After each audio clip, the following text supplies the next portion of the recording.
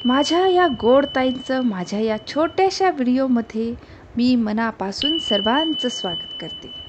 स्वामींच्या आशीर्वादाने तुमच्या सर्वांना आजचा दिवस आणि पुढचेही दिवस चांगलेच जावोत हीच स्वामीचरणी मी प्रार्थना करते आणि आपल्या आजच्या विषयाला सुरुवात करते. तर मैत्रिणींनो, जेव्हा आपण पहिल्यांदा स्वामी सेवा करायला लागतो तेव्हा आपल्या मनात अनेक प्रश्न येत असतात. त्या प्रश्नांची पूर्तता होण्यासाठी आपण खूप ठिकाणी माहिती शोधत असतो. काही महत्त्वाचं आपल्याला मिळतो का त्यामध्ये आपण बघत असतो. कोणत्याही सेवे करायला आपण माहिती विचारतो किंवा स्वामी सेवेचे योग्य नियमही आपण विचारत असतो. सर्वात जास्त लोकांना पडणारा प्रश्न म्हणजे स्वामी सेवेत असताना मांसाहार करावा की नाही, असा प्रश्न सर्व ताईंना दादांना पडत असतो. तर मैत्रिणींनो, स्वामी सेवेमध्ये तुम्ही स्वामी सेवा किती भक्तीने, श्रद्धेने, मनापासून, अंतःकरणातून करता हे महत्त्वाचं आहे. बरेच स्वामी भक्त असे आहेत की त्यांना स्वामी सेवा करायची असते, पण त्यांना असे वाटते की आपण तर मांसाहार करतो, मग आपण स्वामी सेवा कशी करायची. काही ताईंचे असे आहे की त्या स्वतः तर शुद्ध शाकाहारी असतात, पण घरच्या लोकांना त्यांना मांसाहार घरी तयार करून द्यावा लागतो. तर यावरून सगळ्यांच्या मनात एकच प्रश्न सतावत असतो की असा सर्व प्रकार करून आपण स्वामी सेवा केली तर स्वामींना चालेल का, स्वामी आपली सेवा स्वीकारतील का, हे सर्व योग्य आहे का, असे बरेच काही प्रश्न स्वामी भक्तांना, ताईंना, दादांना पडत असतात.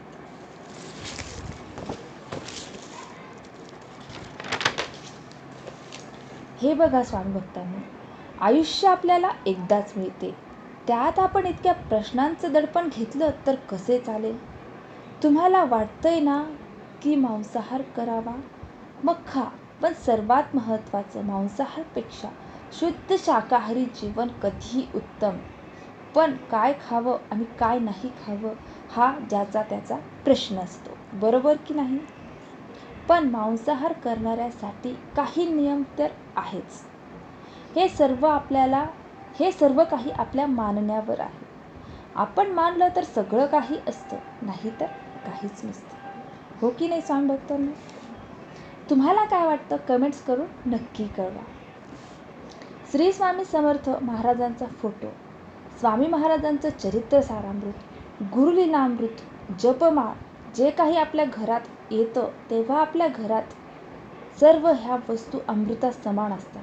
यामुळे आपल्या घरात एक पॉझिटिव्ह एनर्जी येत असते, आपल्या मनामध्ये पॉझिटिव्ह एनर्जी येत असते. आणि मांसाहार करून ह्या सर्व पवित्र वस्तूंना अजिबात स्पर्श करायचा नाही. मग आपल्याला प्रश्न पडेल, स्वामींची सेवा नेमकी करायची कशी. तर मांसाहार करण्यापूर्वी स्वामींची जी तुम्ही नित्य सेवा करता ती अगोदर करून घ्या. स्वामींचा नमस्कार करा, स्वामींजवळ नतमस्तक व्हा, स्वामींना माफी मागा. हे बघा स्वामी भक्तांना, जेव्हा आपण मांसाहार करतो ना तेव्हा आपल्या मनात अनेक वाईट विचार येत असतात. दडपण येतं की आपण मांसाहार खाऊन काही चूक तर केली नाही ना, आता महाराज याची आपल्याला काही शिक्षा करतील का, असं सर्व आपल्या मनात चालू असतं. अशा सर्व निगेटिव्ह विचार आपण करत असतो. जेव्हा काही लोक हे मांसाहार करतात तेव्हा त्या घरात निगेटिव्ह एनर्जी जास्त तयार होते, कारण आपण एका मुक्या जनावराचा जीव घेतलेला असतो. त्याचे पाप आपल्याला थोडे का होईना पण लागते ना मैत्रिणींनो. तसेच मांसाहार हा गरम असल्यामुळे आणि तेलकट मसालेदार आपण खाल्ल्यामुळे आपल्याला जो स्वभाव आहे तो रागीट होतो, तापट होतो, चिडचिडाही होतो, संतापी होतो. यासाठी माझ्या मते तर सर्वांनी शुद्ध शाकाहारीच जेवावे. तर आपलं हे सर्व मसालेदार गरम खाल्ल्यामुळे आपला स्वभाव होतो चिडचिडा, त्यामुळे आपल्याशी समोरचा काय बोलतोय, तो आपल्याला काय सांगतो आहे याकडे आपलं काही लक्ष नसतं.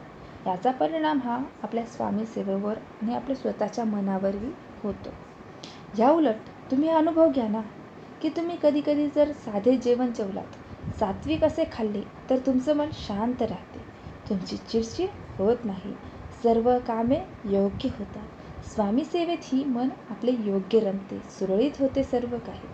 साधे जेवण जेवल्यावर आपल्याला जास्त आळसही येत नाही. यामध्ये तुम्ही जास्त स्वामी सेवा करू शकता, तारक मंत्र म्हणू शकता, श्री स्वामी समर्थ मंत्र म्हणू शकता, एखादं ग्रंथ वाचू शकता, एखादं कीर्तन करू शकता, भजन म्हणू शकता. यामुळे आपण देवाला मनापासून शरण जाऊ शकतो, मनातून देवाची सेवा करू शकतो, भक्ती करू शकतो, नामस्मरण करू शकतो. जेव्हा आपलं मन हे स्थिर असतं ना, तेव्हा शांत असतं, तेव्हा एखादं संकट जरी आपल्यावर आलं तरी त्यातून बाहेर कसे पडायचं याचाही योग्य उपाय आपल्याला लवकर सुचू शकतो मैत्रिणींनो. तसेच कोणाच्या सांगण्यावरही आपण मांसाहार करायचा की नाही करायचा हे नाही, आपल्याला काय योग्य वाटतं, जे आपल्याला योग्य वाटत आहे तेच आपण अनुभवायचं, की आपल्यासाठी कोणते जेवण हे योग्य आहे. ते कोणते जेवण जेवल्याने आपल्यात कसे बदल होतात हे आपणच आपले निरीक्षण करायचे, यावरून ठरवायचे आपल्यासाठी काय चांगले ते. तेव्हा आपल्याला सर्व पडलेल्या प्रश्नांची उत्तरे मिळतील. तर आपल्याला कोणाला विचारायची गरजही पडणार नाही मैत्रिणींनो. आपण सेवा कशासाठी करतो बरं? आपल्या आयुष्यात ज्या काही अडचणी आहेत, ज्या काही समस्या आहेत, जे काही दुःख आहेत, जे आपलं कुटुंब आरोग्यदायी होण्यासाठी हे ते आपण यासाठी सेवा स्वामींची करत असतो. ज्या दिवशी तुम्ही मांसाहार करणार आहात त्या दिवशी अजिबात सेवा करायची नाही, फक्त मनातून सेवा करायची. श्री स्वामी समर्थ मंत्र म्हणा, तारक मंत्र म्हणा, असं काही ना काही तुम्ही करू शकता. तुम्ही मांसाहार असं काही नाही बरं की तुम्ही मांसाहार केल्यावर स्वामी तुम्हाला आशीर्वाद देणार नाहीत, ते तुमच्यावर रागवतील, असं काही नसतं. स्वामींना सर्व भक्त सारखेच असतात. स्वामींचा आशीर्वाद भेटणं हे सर्व आपल्या कर्मावर अवलंबून असतं मैत्रिणींनो. जर आपण चांगले कर्म केले तर आपल्याला त्याचं फळ चांगलंच मिळणार, वाईट कर्माचं फळ वाईटच मिळणार. सर्वात महत्त्वाचं आहे स्वामी सेवेत आपला भाव, आपला विश्वास, आपण किती मनापासून सेवा करतो, स्वामींची शिकवण किती प्रमाणात आपण आचरणात आणतो. कधी आपण कोणाशी वाईट वागत नाही ना, कोणाला वाईट बोलत नाही ना, कोणाचं मन दुखवत नाही ना, आणि गरजूंना आपण नेहमी मदत करतो ना, हे सर्व काही लक्षात ठेवावे. स्वामी म्हणतात, कोणी कसंही वागू द्या, त्याचं उत्तर त्याला देत बसू नका, त्याचं उत्तर त्याला त्याचे कर्मच देईल. आणि जेव्हा तुम्ही मांसाहार हा करताना मैत्रिणींनो, तेव्हा एक लक्षात ठेवा की आपण कोणालाही दुखवायचे नाही, कोणाला वाईट बोलायचे नाही, कोणतेही नकारात्मक कृती करायची नाही. कसं आहे, जे महाराजांना आवडत नाही अशी एकही गोष्ट आपण करायची नाही ना, म्हणजे आयुष्यावर काहीच फरक पडत नाही. त्यामुळे खाण्याचा काही प्रश्न नाही मैत्रिणींनो, पण मांसाहार करताना सर्व नियम हे पाळून करा. ज्यांना हे माहीत नाही त्यांनी हे जाणून घ्या, व जे नवीन सेवेकरी आहेत त्यांनी हे नियम पाळावेत. तर स्वामी भक्तांना माहिती कशी वाटली कमेंट्स करून नक्की करा. आणि माहिती तुम्हाला आवडली तर एक लाईक आणि एक शेअर नक्की करा. आणि हो, तुम्ही जर चॅनलवर नवीन असाल तर कृपया चॅनललाही सबस्क्राईब नक्की करा. आणि माझा व्हिडिओ शेवटपर्यंत पाहिल्याबद्दल तुमच्या सर्वांचे धन्यवाद. श्री स्वामी समर्थ. जय जय स्वामी समर्थ. अवधूत चिंतन श्री गुरुदेवदत्त श्री स्वामी समर्थ महाराज की जय. गुरुर्ब्रह्मा गुरुर्विष्णू गुरुर्देवो महेश्वरा, गुरु साक्षात परब्रह्म तस्मै श्री गुरुवे नमः.